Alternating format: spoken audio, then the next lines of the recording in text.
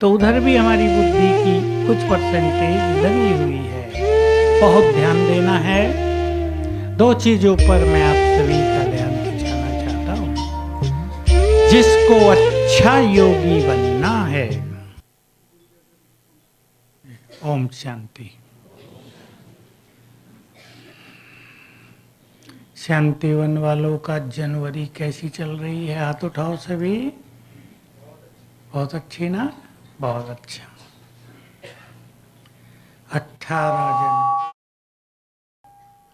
18 जनवरी हम सभी का आह्वान कर रही है या हम उसका आह्वान कर रहे हैं?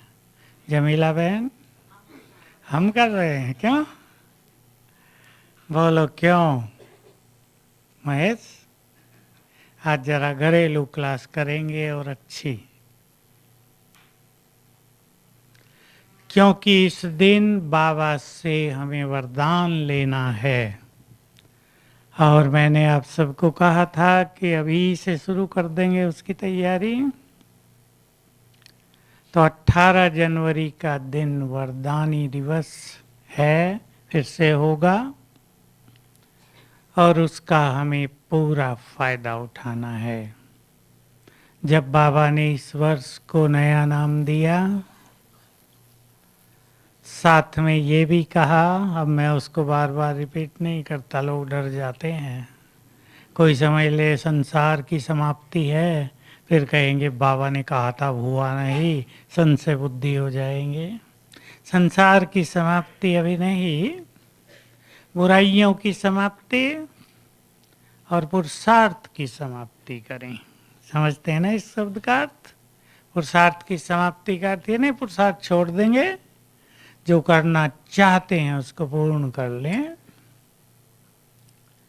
तो बाबा ने उस दिन ये भी कहा, जो श्रेष्ठ पुरुषार्थ करेंगे उनके साथ बाबा का वरदान भी होगा, अर्थात मदद रहेगी सदा ही। और सबने अनुभव किया होगा, जनवरी में इसके अच्छे अनुभव होते ही हैं।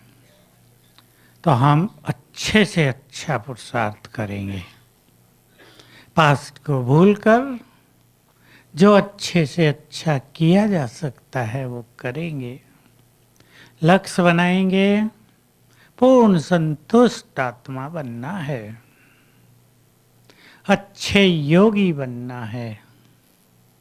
और अच्छे योगी बनने के लिए मैं और मेरेपन का त्याग करते चलना है। बहुत इम्पोर्टेंट है। इसको बाबा कहते हैं बेहद की बुद्धि बनाओ, विचारों को बेहद के बनाओ, माना महान, अनलिमिटेड महान विचार। तेरे मेरे के विचार छोटे विचार हैं। ये जब छूटते हैं तब ही बाबा मेरा है उसकी सच्ची फीलिंग होती है, उसके बिना नहीं। कोई ऐसे ही मुख से बोलता रहे मेरा बाबा, और इधर मेरे मेरे बहुत हों, तो मेरे बाबा की गहरी अनुभूति नहीं होगी। वो हमारा है ना, अपनापन, उसकी मदद, संकल्प करते ही उसकी उपस्थिति, उसके द्वारा मिलने वाले वरदान, वो इस मैं और मेरे को छोड़ने से सहज होंगे। तो सभी बाबा की मदद का फायदा उठाएंगे, मदद मिलेगी पूरा साल।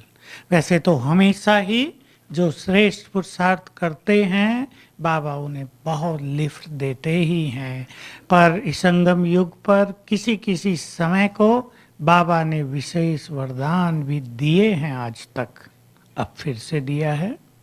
कई बार जनवरी मास को दिए, 18 जनवरी के लिए तो सदा ही कहा ये वरदानी दिवस है। अब हम लेने की बजाय देने की भी प्रैक्टिस करेंगे। क्या? जैसे बाबा ने अपनी शक्तियां दादी को विल की थी, विल माना दे दी, समर्पित की। हम भी बाबा की शक्तियां कमजोर आत्माओं को दिया करें। देने का तरीका सिंपल है, आत्मिक दृष्टि रखते हुए। मास्टर सर्वशक्तिवान की गहरी अनुभूति के साथ जब बाबा से वाइब्रेशंस लेंगे तो सीधे उस आत्मा को जाएंगे। संकल्प कर सकते हैं, उसकी तबीयत बहुत ढीली है, सहन नहीं हो रहा है, सहन शक्ति से प्राप्त हो। समस्या बड़ी है, सामना नहीं कर पा रहे हैं, परेशान हो रहे हैं, इनको सामना करने की शक्ति प्राप्त हो। अचानक कुछ भी होता है ना जीवन में, 3 शब्द बाबा ने बोले ही थे, अचानक, एवर रेडी, लंबे काल का पुरुषार्थ। तो आगे आने वाले समय में अचानक का खेल बहुत ज़्यादा देखने को मिलेगा। वो सब कुछ होता रहेगा जिसकी हमने कल्पनाएं नहीं की। एवर रेडी रहना ही पड़ेगा। एवर रेडी का अर्थ केवल अपने लिए नहीं कि घर चलना है, हर चीज में एवर रेडी। कुछ छोड़ना पड़े, एवर रेडी। कुछ सुनना पड़े, देखना पड़े, उसमें रेडी। और लंबा काल की साधना विपत्ति के समय नेचुरल रूप से स्थिति बना देती है, जैसे बाबा का आह्वान। अगर इसकी बहुत अच्छी आदत होगी तो कभी भी आपदा विपदा आएगी, तुरंत बाबा याद आएगा और बाबा आ जाएगा, बहुत चीज़ें सहज हो जाएंगी। आदत नहीं होगी तो लंबे समय की प्रैक्टिस नहीं तो आदत नहीं, घबरा जाएंगे। परिस्थिति आते ही सामने घबरा जाएंगे, अब क्या हो। मान लीजिए रात हो रही है, आप कार से जा रहे हैं, आपके कार का टायर पंचर हो जाता है, बिल्कुल अंधेरा है चारों ओर, आपको पंचर लगाना, पहिया चढ़ाना आता नहीं। अब आप जंगल में अंधेरे में आप घबरा गए, अब क्या होगा, बहनें साथ हैं 2, मैं अकेला क्या करूँगा, अब गाड़ी चलेगी नहीं, घबरा जाएंगे। तो अगर आप पहिया चढ़ा भी सकते हैं तो वो भी नहीं चढ़ेगा, सहज काम है, उस पेंच खोल के बाहर निकाल दो, दूसरा लगा के पेंच लगा दो, लेकिन जैक नहीं लगेगा। लेकिन अब बाबा को याद कर लो, आ जाओ बहुत प्यार से। लेकिन ये कब होगा, जब अभ्यास होगा, बाबा आ जाएगा, पहिया नहीं चढ़ाएगा वो। कोई गाड़ी आपके पास आकर रुकेगी, कोई गाड़ी आपके पास आकर रुकेगी और कहेगी कोई समस्या हो गई, मदद चाहिए, आपका पहिया चढ़ा के जाएंगे। सिंपल एक उदाहरण दिया मैंने, ये बहुतों के साथ हुआ है। हम लोग जा रहे थे कहीं कार में, रास्ते में पेट्रोल ख़त्म हो गया। अब क्या करें, जंगल था, अब किसी को हाथ दें जंगल में, कोई रुके नहीं। मैंने कहा नहीं, हाथ न दो, अब आप बाबा का आह्वान करो। पूना की तरफ की बात है, बाबा का आह्वान किया, एक बाइक वाले ने आपे ही बाइक रोकी। क्या हुआ, तेल चाहिए, ले लो मेरी से। पाइप भी था उसके पास, उसने अपना पाइप लगाया, 1 लीटर तेल डाला, उसको पैसे देने लगे, कहा नहीं बिल्कुल नहीं, ये मेरा कर्तव्य है। 1 लीटर तक तो हम पहुँच गए अंदर पेट्रोल पंप तक। तो बाबा की मदद बहुत अच्छी होगी, इसलिए लंबे समय भिन्न भिन्न तरह के अभ्यास जीवन में होने चाहिए। तो संतुष्ट आत्मा बनना है विशेष रूप से, और याद करें बाबा का महावाक्य, संपूर्ण संतुष्टता ही संपूर्णता है। आत्मा तृप्त हो जाए। एक है यहाँ की संतुष्टता, बहुत आत्माएं यहाँ संतुष्ट रहती हैं, जो है उसमें संतुष्ट हैं। चाहे परिवार की बात हो, धन की बात हो, खाने पीने की बात हो, मान सम्मान, बहुत बड़ी दुनिया है नीचे की, बहुत बड़ी माना संसार की बात हम नहीं कर रहे। किसी को मान चाहता है, मान नहीं मिलता तो असंतोष रहता है। किसी को प्यार चाहता है, प्यार नहीं मिलता तो असंतोष रहता है। किसी को विशेष तरह की सेवाओं की ज़रूरत होती है, वो नहीं मिलती तो असंतोष रहता है। ये थोड़ी सी बातें मैंने कही। लौकिक घरों में धन की कमी असंतोष दिलाती है। दो बच्चे हों, एक को माँ ज़्यादा प्यार करती है, दूसरे को असंतुष्टता होती है। वो उपेक्षित फील करते हैं अपने को, हमें रिजेक्ट किया जा रहा है, और उसकी गहरी छाप उनके अंतर मन पर पड़ती जाती है 10 साल 15 साल। और जब वो बड़े होते हैं, वो असंतोष उनके जीवन में कहीं ना कहीं दिखाई देता है।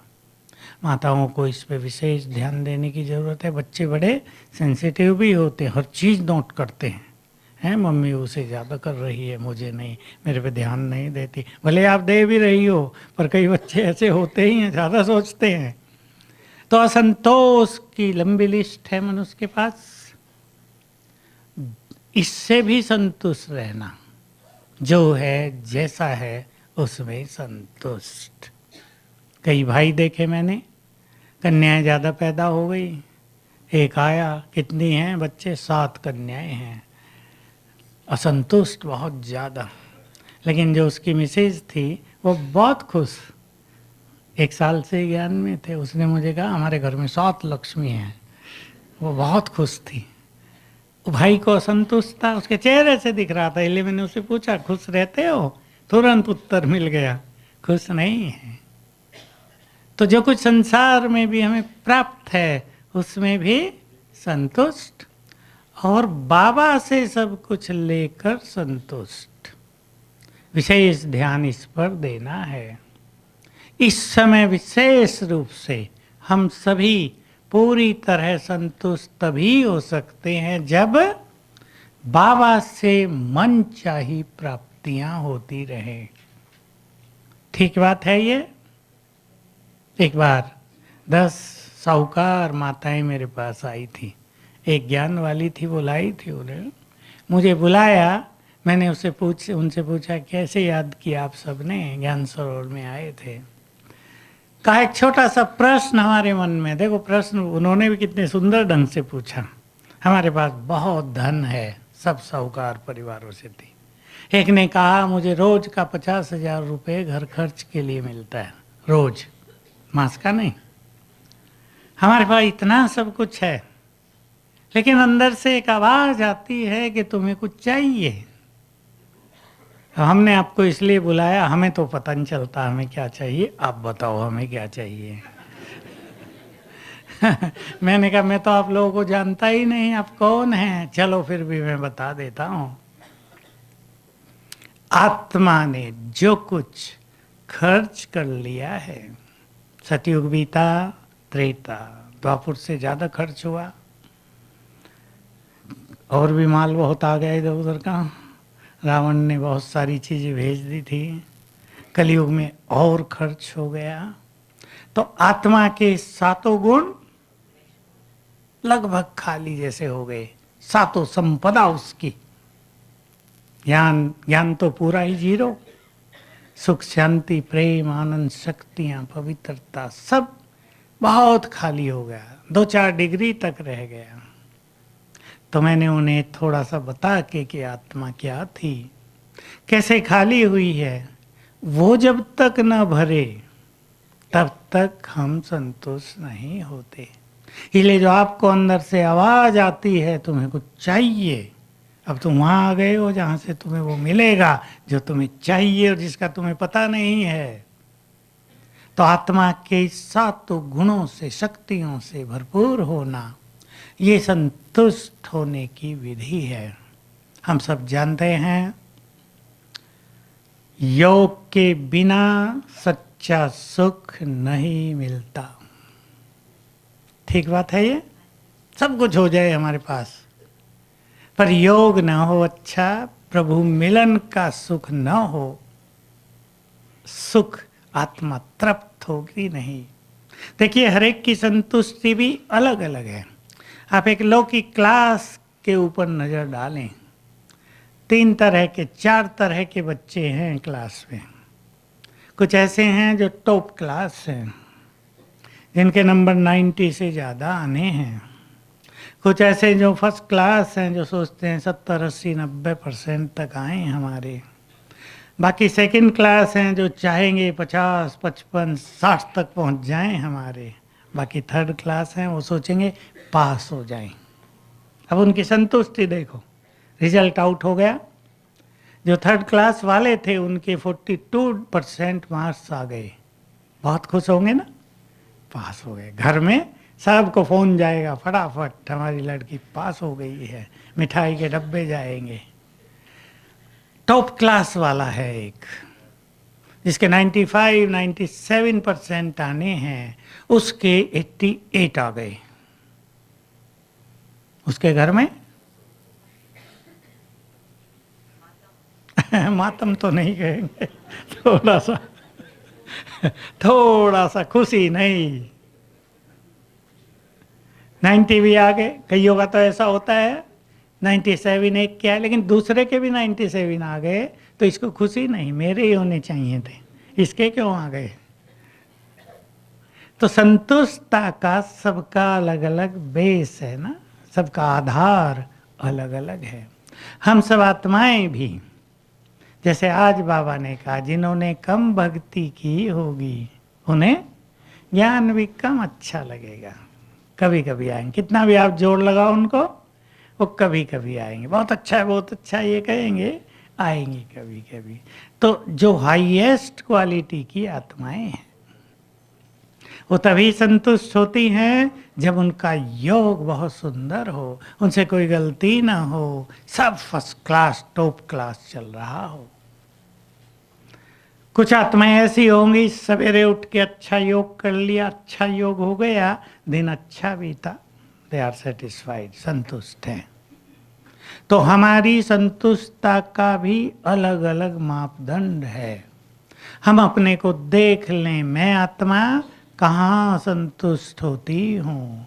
कुछ ऐसे होंगे दूसरे को जरा सा कटु वचन बोल दिया जाए, अपने को अच्छा नहीं लगेगा, सारा दिन सोचते रहेंगे ये गलती हो गई। तो कुछ ऐसे होंगे जो सारा दिन कटु वचन बोलेंगे और कहेंगे मैं ठीक करता हूँ, इनसे ऐसे ही बोलना चाहिए, सुधरने वाले नहीं है। वो इसमें संतुष्ट है, मैंने ठीक किया है। दोनों की संतुष्टता अलग अलग हो गई ना। तो हम संतृप्त आत्मा भी बने और ईश्वरीय प्राप्तियों से संतुष्ट आत्मा भी बनेंगे। ध्यान देंगे सभी इस पर बहुत। मैंने आप सभी को एक संकल्प दिया था और रोज उसमें 10 मिनट देने हैं सबको। आत्मा के 7 गुणों को जगाना है। मैं आत्मा ज्ञान स्वरूप हूँ, मेरे साथ साथ कर लेंगे। मैं आत्मा ज्ञान स्वरूप हूँ, इसका अर्थ है मेरी बुद्धि का, चित्त का संपूर्ण अंधकार समाप्त हो गया है। मैं ज्ञान के प्रकाश से प्रकाशित हूँ, मुझे संपूर्ण राह मिल गई है, क्या करना है क्या नहीं, क्या सोचना है क्या नहीं, किधर जाना है किधर नहीं, क्लियर मार्ग पता है। ज्ञान पाकर मैं आत्मा तृप्त हुई। बहुत बड़ी चीज है ना ज्ञान, जगेगा ज्ञान, बुद्धि में है वो ज्ञान, जागृत होगा। मैं शांत हूँ, बहुत अच्छी तरह स्वीकार कराएंगे अपने अंतर चित्त को, हे आत्मा तू शांत है, शांत, बहुत शांत है, तेरा घर भी तो शांति धाम है।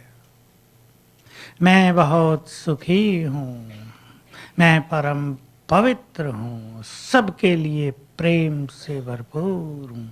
केवल रिपीट नहीं करेंगे, धीमी गति से 3-3 बार, जैसे हम इनको जगा रहे, आवाज दे रहे, हे आत्मा, जैसे किसी और से बात कहे, आत्मा तू तो प्यार से भरपूर है, तेरे अंदर नफरत ईर्षा द्वेष की कोई जगह नहीं है।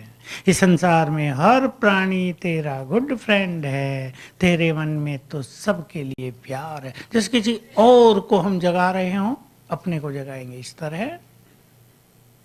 तू तो सुख स्वरूप है, दुख तुम्हें कहां से आया? दुख तो उस दिन खत्म हो गए थे जिस दिन सुखों का भंडार तुझे मिला था। तू बहुत सुखी है, मैं आत्मा बहुत सुखी हूँ। सातों गुणों को इस तरह रोज जगाएंगे और ये जगने के बाद आत्मा तृप्त होती जाएगी और बहुत सारे दैवी गुण आएंगे, कमजोरियां जाएंगी। एक एक चीज को भरना ही नहीं पड़ेगा, अब गुण निकलते ही जाएंगे। जैसे ज्ञान बढ़ेगा, अज्ञान कई तरह का मनुष्य के अंदर रहता है। कोई लैपटॉप पे लगे हुए व्हाट्सएप पे, वो ज्ञान है या अज्ञान? बोलो लैपटॉप वाले, व्हाट्सएप वाले बोलो। नायब नहीं लगा रहता, बोलो क्या कहेंगे उसे? अज्ञान है वो। ज्ञान है? नहीं नहीं, वो नहीं। मंच पे आप सेवा के लिए उसे यूज कर रहे हैं, वो अलग है। लगे रहना, समझ गए ना? आगे वाले समझते हैं सब कन्याएं। व्हाट्सएप पे लगे रहना, वो जानते हैं लगने वाले। सेवा करना, आप उस पे स्लाइड्स दिखा रहे, कुछ सेवा कर रहे, वो अलग बात है। सोते हुए भी लगे रहना, जगते फिर खोल देना, क्या अच्छी अच्छी बातें रात को है मैसेज आई हैं, उससे बच जाएंगे अभी। पर चिंतन प्रदर्शन दूर चला जाएगा। प्रेम सबके लिए है, ईर्षा घृणा जो भी बहुत बुरी चीजें हैं, ईर्षा द्वेष और घृणा ये भी छोटे कमजोरियां नहीं है, हमारी शक्तियों को खाती रहती है। बाबा ने कहा था घृणा तो घुण है, जैसे गेहूं को घुण अंदर अंदर खा जाता है ना, छिलका बचता है। जिसके बाद ये घृणा नफरत है, वो तो खुशी को, शांति को, आंतरिक प्रेम को, शक्तियों को खा के हमें खाली कर देता है।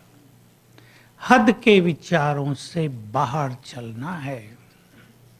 मैं और मेरापन, बहुत ध्यान देने की जरूरत है।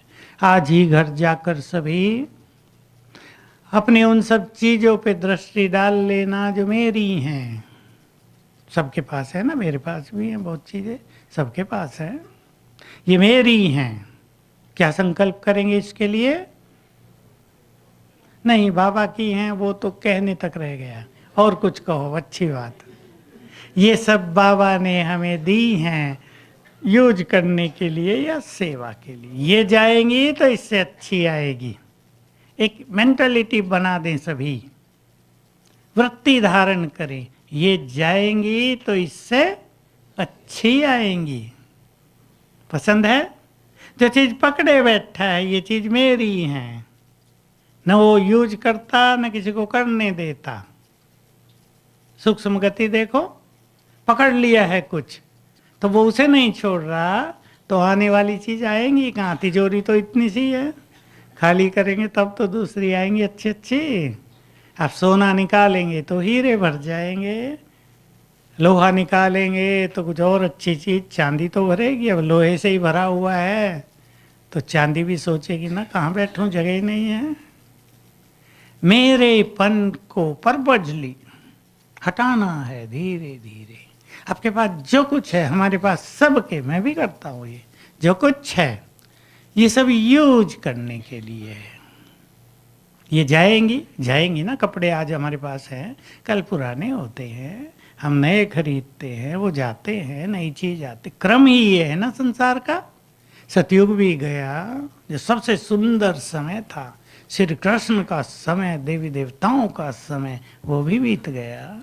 राम का त्रेता, वो भी बहुत सुंदर समय था, वो भी बीत गया। द्वापर युग भी भारतीय इतिहास में स्वर्ण काल कहलाता है, जहाँ घर में ताले नहीं लगते थे, कोई भूखा नहीं था, कोई रोता नहीं था, वो भी बीत गया। कलयुग भी बीत जाएगा। और हमारे पास जो माल पानी है वो, प्रताप भाई आपके पास तो नहीं है अभी, वो भी बीतेगा और नया नया सुंदर सुंदर आएगा। आएगा या नहीं? तो ये परिवर्तनशील है सब कुछ। हमें इस गति को समझते हुए किसी भी चीज को पकड़ना नहीं। पकड़ना माना आसक्त होना। योगियों को इस चीज पे ध्यान देना है। आसक्त हम कहीं भी हैं तो हमारी बुद्धि की एक सर्टेन एनर्जी, एक विशेष शक्ति उधर जा रही है हमेशा, तो एकाग्रता उतनी ही कम होती जाएगी। बहुत ध्यान यही देना है, कहीं भी हमारी बुद्धि जा रही होगी एकाग्रता समाप्त होगी, डिस्टर्ब होगी। उदाहरण ले लें आप, ये उदाहरण आपके बच्चों के लिए है, जो भाई बहनें बच्चों वाले बैठे हैं। कई बच्चे आते हैं, हमारी एकाग्रता नहीं होती पढ़ाई में। हम जब उनसे पूछते हैं, आप खुद देखो अपने को, बड़े बच्चे हायर एजुकेशन वाले, आपकी बुद्धि की शक्ति को आपने कहाँ कहाँ डिवाइड किया है? एक जगह है या 10 जगह? खुद चेक करना। जो यहाँ बैठे हैं युवक, चेक करें हमने अपनी बौद्धिक शक्ति को कितनी दिशाओं में डिवाइड कर लिया है, कहाँ कहाँ जा रही है। सूक्ष्म चीज भी है, कहीं इच्छाओं के पीछे जा रही होगी।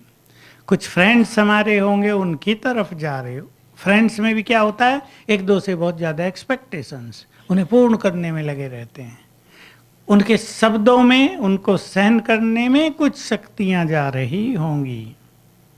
अब कुछ पढ़ाई में लग रही होंगी, कुछ भविष्य की चिंता में लग रही होंगी, कुछ पास्ट में लग रही होंगी। कईयों का पास्ट ऐसा हुआ है वो भूल नहीं पाते। कईयों को किसी ने इतना कष्ट दिया है कि वो ये चाहते हुए भी कि इन्हें क्षमा कर दें, होता नहीं क्षमा। मेरे पास ऐसे लोग भी आते, अभी भी आए, दिल्ली में था मैं 2 दिन, 2-3 लोग ऐसे आए।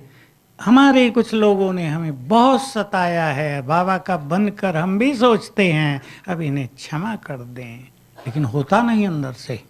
क्यों क्षमा कर दें इन्हें, इनसे बदला लेंगे, इन्हें सीधा करेंगे। दूसरी आवाज फट से ही आने लगती है। तो क्षमा करने के लिए हमें अपने लेवल को बहुत ऊंचा उठाना पड़ेगा ना, हमें बहुत बड़ा बनना पड़ेगा, तब हम क्षमादान दे सकेंगे। तो हमें ये चेक करना है, चाहे आप गृहस्थी बहन हैं, भाई हैं, स्टूडेंट हैं, युवक हैं, हमने अपनी बुद्धि की शक्तियों को कितनी जगह बांटा हुआ है, चेक करेंगे। अगर हम पर चिंतन कर रहे हैं तो हमारी बौद्धिक शक्ति का एक हिस्सा उधर भी तो जा रहा है, वो बुद्धि से कम हो रहा है, उतनी एनर्जी वीक पड़ रही है। यदि हम कुछ इच्छाओं के पीछे हैं तो उधर भी हमारी बुद्धि की कुछ परसेंटेज लगी हुई है। बहुत ध्यान देना है। 2 चीजों पर मैं आप सभी का ध्यान खिंचाना चाहता हूं।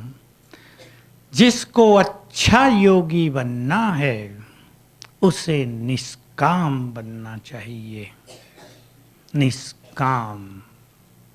और निष्काम का जो गहरा अर्थ निकल कर आता है, कुछ भी करने के पीछे मान की कोई इच्छा नहीं। कुछ भी करने के पीछे आप लौकिक भी कोई कार्य कर रहे हैं, ये इच्छा नहीं इससे हमारा मान बढ़ जाए समाज में, उसमें डिस्टरबेंस होगा बहुत ज़्यादा। मान तो स्वमान से मिलता है, मान तो त्याग से बढ़ता है, मान तो मान देने से बढ़ता है।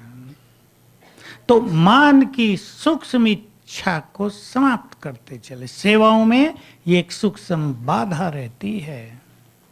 इसलिए बाबा ने पीछे आया था ये वरदान में, पुण्य कर्मों के बंधन से भी मुक्त। पुण्य कर्म भी हमें बांधते हैं अगर हम उनमें आसक्त हो जाते हैं। हमें एक ड्यूटी मिली हुई है जो बहुत सुख देती है, हमें वहाँ बहुत आनंद आता है, हम बहुत खुश रहते हैं, वो हमारी मनपसंद सेवा है, हमें वो छोड़नी पड़ गई, अब हम उदास हो गए हैं।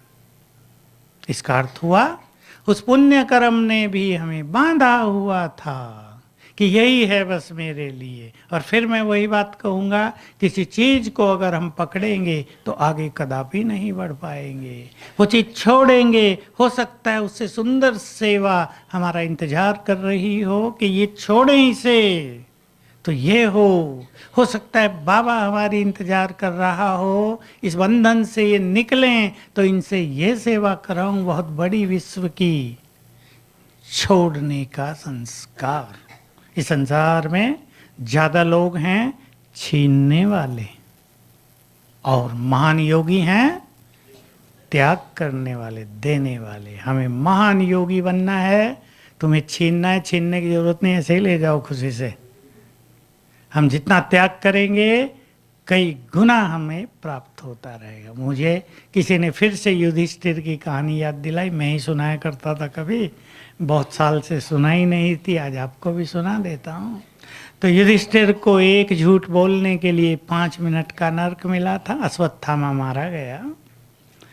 ये झूठ बोलने का 5 मिनट का नर्क मिला था, देवदूत उसे नर्क में ले गए तो नर्कवासी खुश हो गए। 5 मिनट पूरे हो गए, चलने लगे तो नर्कवासियों ने परेशान होकर पुकारना शुरू किया, महाराज हमें छोड़कर न जाओ, आपके यहाँ खड़े रहने से हम बहुत सुखी हो गए हैं। अब देवदूतों को युधिष्ठिर ने कहा, भाई मैं तो सम्राट हूँ, अब मेरे रहने से सुखी हो गए तो मैं तो यहीं रहूँगा। उन्होंने कहा, पर आप यहाँ रह नहीं सकते, आपको तो देवलोक में चलना ही है, आपके पुण्य कर्म आपको यहाँ नहीं रहने देंगे, आपको वहीं चलना है। तो मैं क्या करूँ इनके लिए? ये बात थी इम्पोर्टेंट। तो देवदूतों ने कहा, इनको यदि तुम सदा सुखी करना चाहते हो तो अपने सारे पुण्यों का दान कर दो इन सबको। युधिष्ठिर ने कहा, तथास्तु, मेरे सारे पुण्य इनको चले जाएं। सब सुखी हो गए, जय जयकार करने लगे। फिर देवदूतों ने कहा, महाराज अब चलो। कहा, पर मेरे तो पुण्य बचे ही नहीं, सारे मैं तो दे दिए। तो क्या उत्तर मिला होगा? क्योंकि आपने पुण्यों का दान कर दिया, इसलिए आपके पुण्य तो कई गुने हो गए हैं। ये रहस्य है। तो त्याग करने वाले हमेशा ही महान, छीनने वाले छीनते ही रहेंगे जीवन भर। चारों युग छीनने वाले कभी भरपूर नहीं हुआ करते। हमारे पिताजी गांव में छोटी सी कहानी सुनाए, रात को बच्चों को कहानी सुनाते हैं जब सुलाते हैं तो चोरों के घर में कभी दीपक नहीं जलता। एक चोर था, बड़ी अच्छी कहानी 1 मिनट की। एक दिन उसके लड़के ने कहा, पापा मैं भी चलूँगा, सीख लूँ चोरी करना। तो एक गांव के पास से गुजर रहे थे, एक घर में केवल दीपक जल रहा था। लड़के ने पूछा, रात को इस घर में दीपक जल रहा, किसी के घर में नहीं जल रहा। कहा, बेटा इस घर में मैंने 7 बार चोरी की है।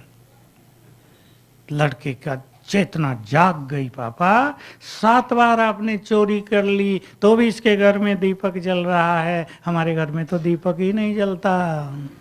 चलो वापिस ये धंधा छोड़ो। सिखाते थे, चोरी करने वालों के घर में दीपक नहीं जलता। तो कितनी अच्छी बातें हैं जीवन की।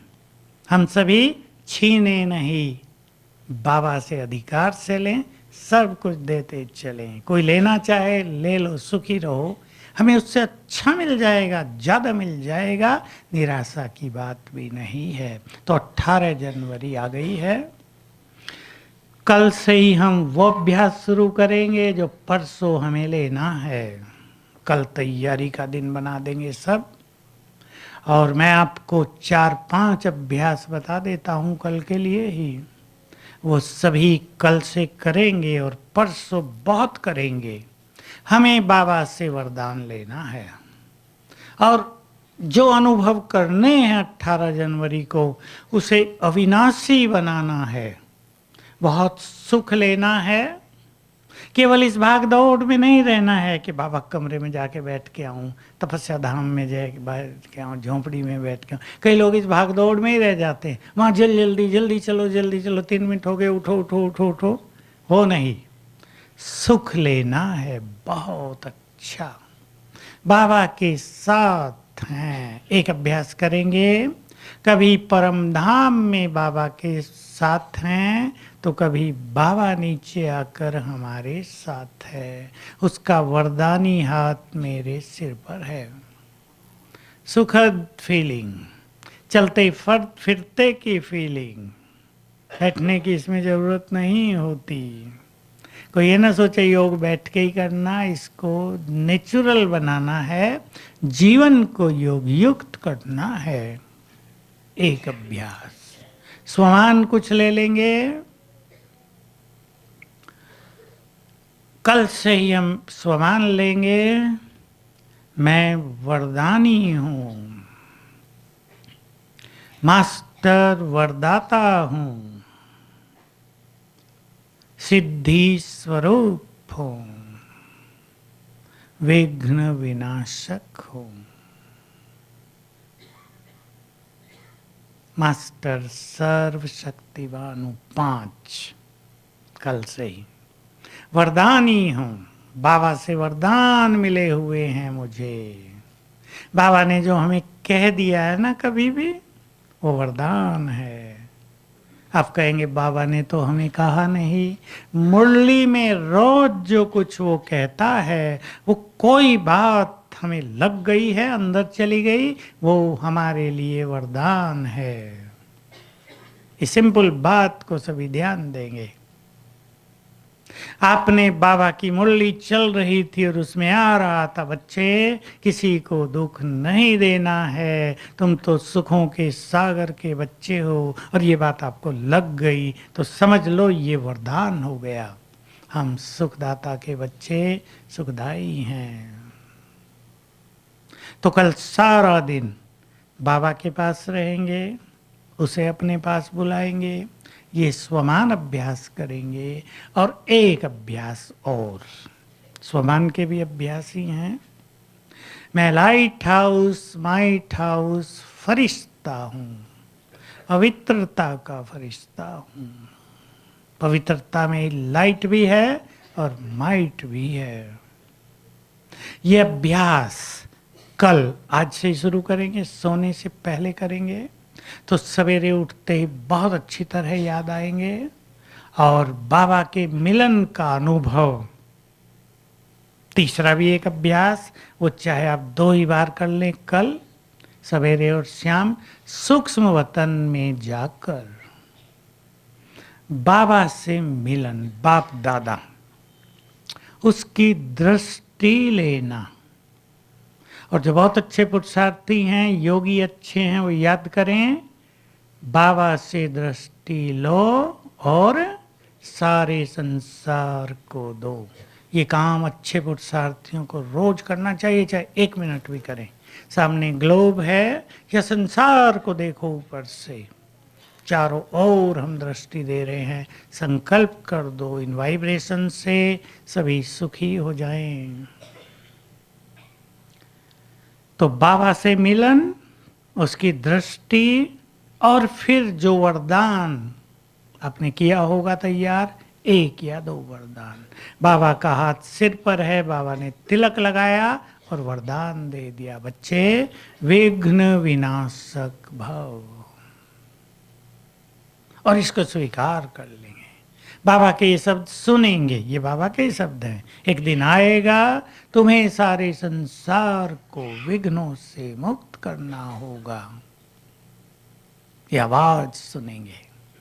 बाबा का हाथ सिर पर है और बाबा की आवाज, बच्चे तुम विघ्न विनाशक हो, वरदान दे दिया है, तुम्हारे अंदर शक्ति है सबके विघ्नों को नष्ट करने की। एक दिन आएगा तुम्हें सारे संसार को विघ्नों से मुक्त करना होगा।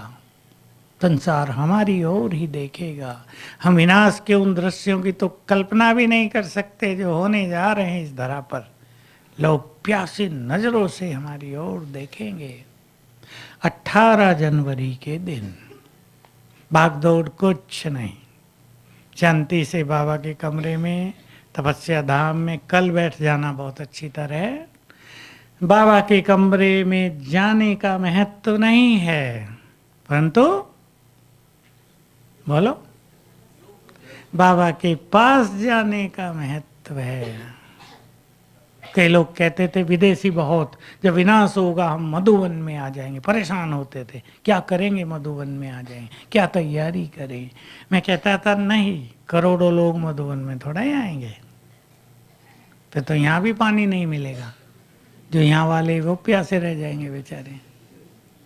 जहाँ भी आप होंगे, अगर आप योग युक्त हैं तो बाबा आपके साथ है, और जहाँ बाबा साथ है वहीं मधुवन है। इसलिए इस भागदौड़ की कोई जरूरत नहीं कि हम मधुवन में आ जाएं। ये भागदौड़ नहीं, तो 18 जनवरी को भागदौड़ नहीं, सुंदर स्थिति, बहुत सुंदर स्थिति, कहीं भी ये नहीं मधुबन में वरदान मिलेगा, ऊपर पांडव भवन में नीचे नहीं मिलेगा, ये सब कुछ नहीं। कई लोग थोड़े से अतृप्त हो जाते हैं, जिनके पास कार है वो तो ऊपर जा रहे हैं, हमारे पास तो नहीं है, हम कैसे जाएं। इसकी ज़रूरत नहीं, ऊपर न जाके ऊपर वाले को अपने पास बुला लेना, बस वही बहुत होगा। इसलिए शांत होकर परसों 18 जनवरी के दिन सवेरे से ही हम प्रभु मिलन भी करेंगे, ताकि हमारे मन में प्यास न रहे कि बाबा से मिले नहीं।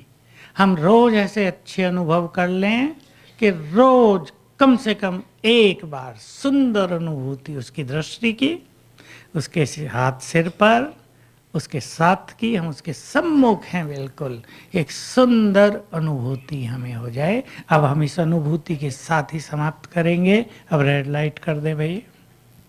पहले हम वरदान और ये सुख संवतन का अनुभव लेकर चलेंगे। चलें, एक सेकंड में आकाश के परे सूक्ष्म लोक में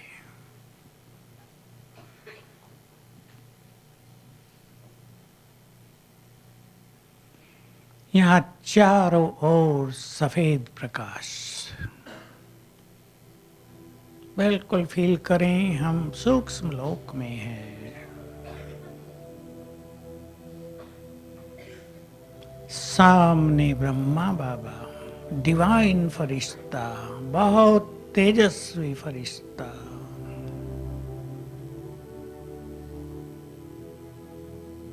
उनके मस्तक में ज्ञान सूर्य चमक रहे हैं।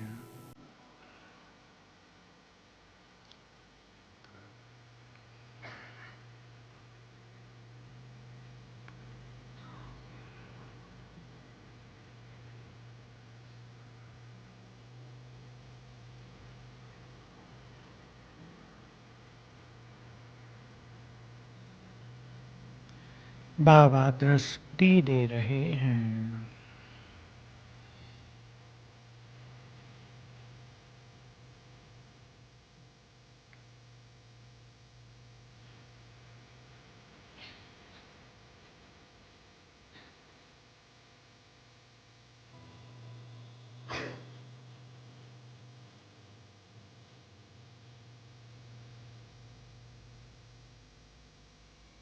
मस्तक पर तिलक लगाया,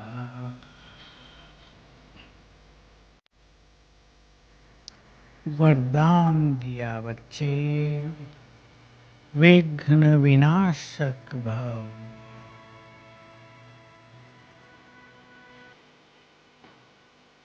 श्रेष्ठ योगी भव,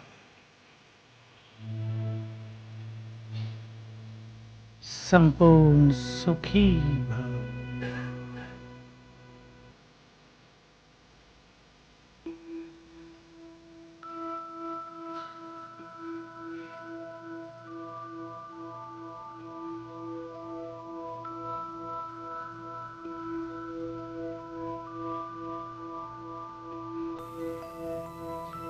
अब चलें परम धाम। यहाँ से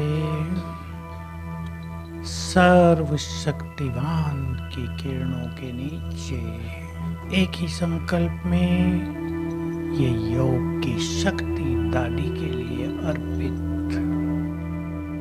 परम धाम में ऊपर सर्वशक्तिवान, उसकी शक्तियां मुझ में समा रही हैं।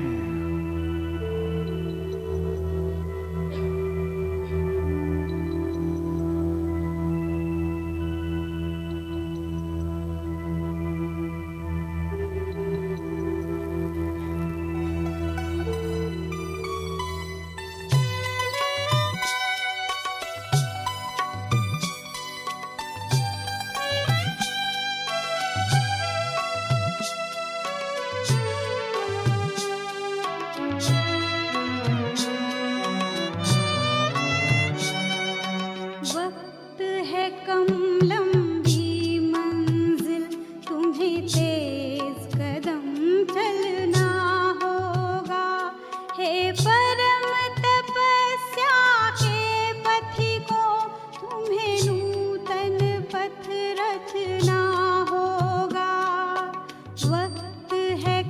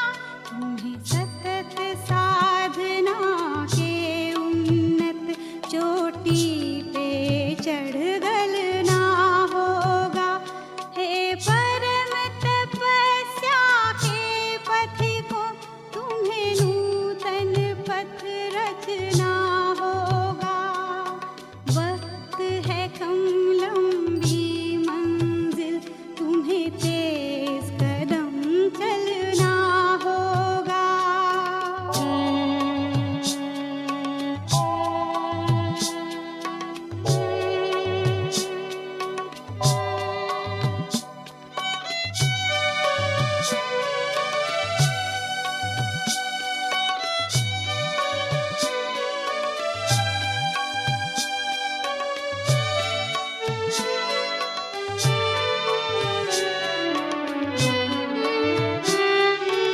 आनंद की अनमोल घड़ी, कौड़ी के भाव न बिक जाए। चलती सांसें अज्ञात मोड़ पर आकर के ना रुक जाए।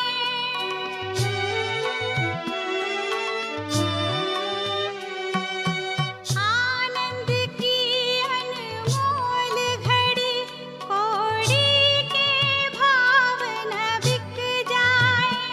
चलती सांसें अज्ञात मोड़ पर आकर के ना रुक जाए। हो सफल तपस्या इसके हित, प्रभु पलकों में पलना होगा। हे परम तपस्या के पथिकों, तुम्हें नूतन पथ रचना होगा। वक्त है कम लंबी मंजिल, तुम्हें तेज कदम चलना होगा। हे परम तपस्या के पथिकों, तुम्हें नूतन पथ रचना